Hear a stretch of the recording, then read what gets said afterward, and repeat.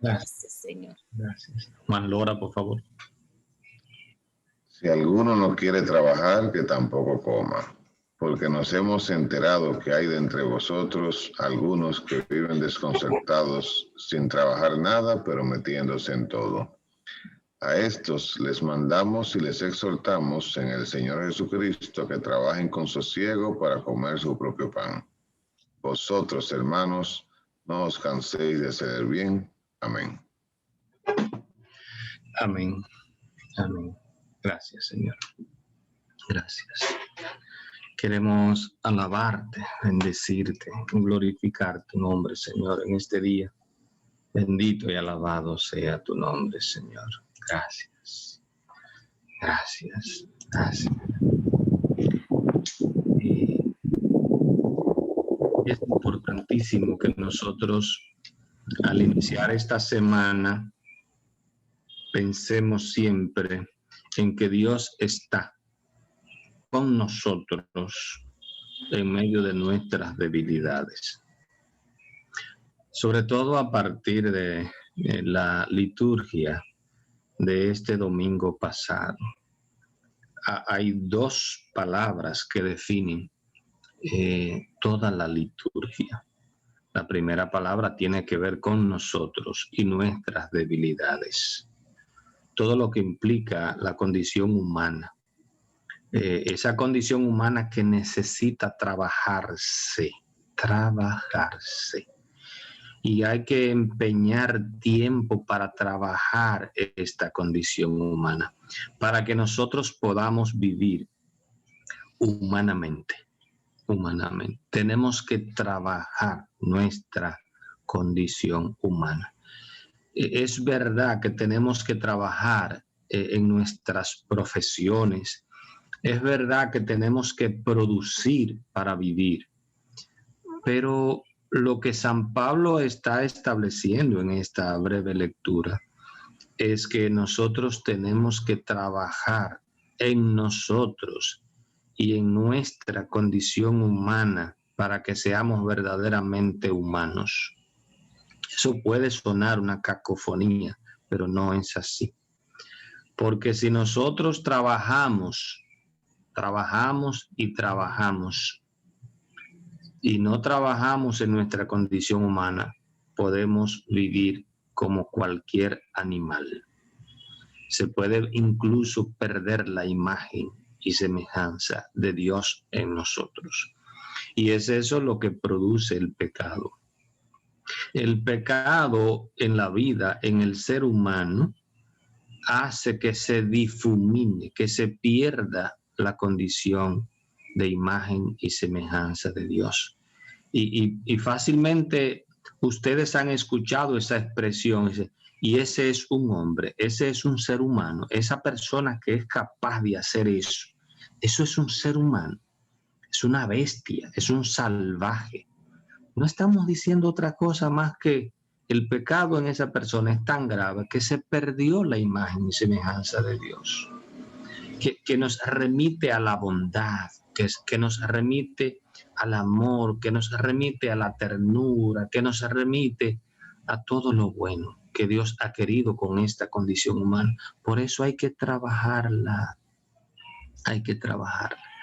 La otra situación que nos presenta la liturgia de la palabra de este domingo es que en medio de esa debilidad Dios está saliendo a encontrarse con nosotros.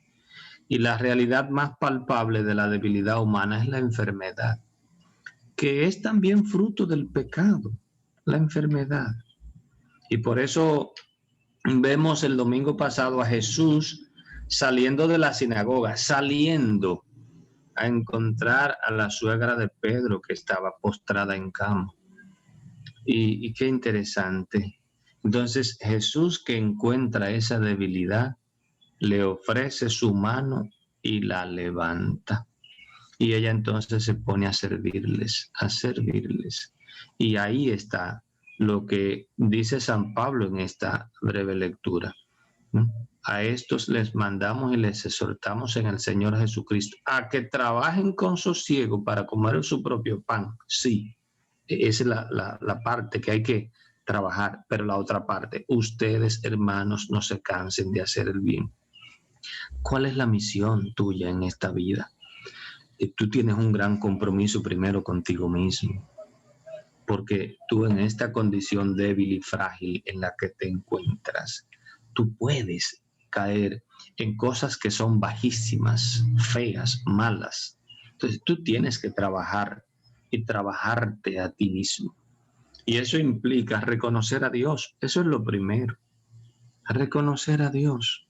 Reconocer a Dios que quiere actuar en tus debilidades.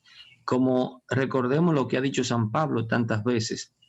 Cuando soy débil, entonces soy fuerte. ¿En quién? En Cristo que me fortalece. Tenemos que reconocer que somos débiles. Es importante que nosotros reconozcamos que nuestra condición humana, que nuestra fragilidad, que nuestra realidad temporal ha hecho y ha provocado, fruto del pecado, una herida a la vida. Escúchenme bien, una herida grave a la vida.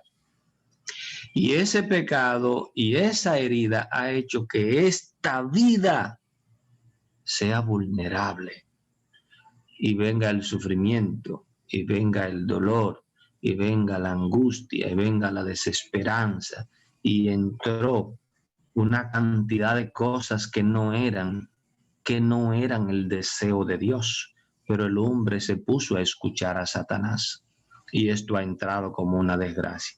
Y en esa debilidad y en esa situación en la que se encuentra ahora, una vida herida, ahí quiere actuar Dios para sanar las heridas, para sanar las heridas.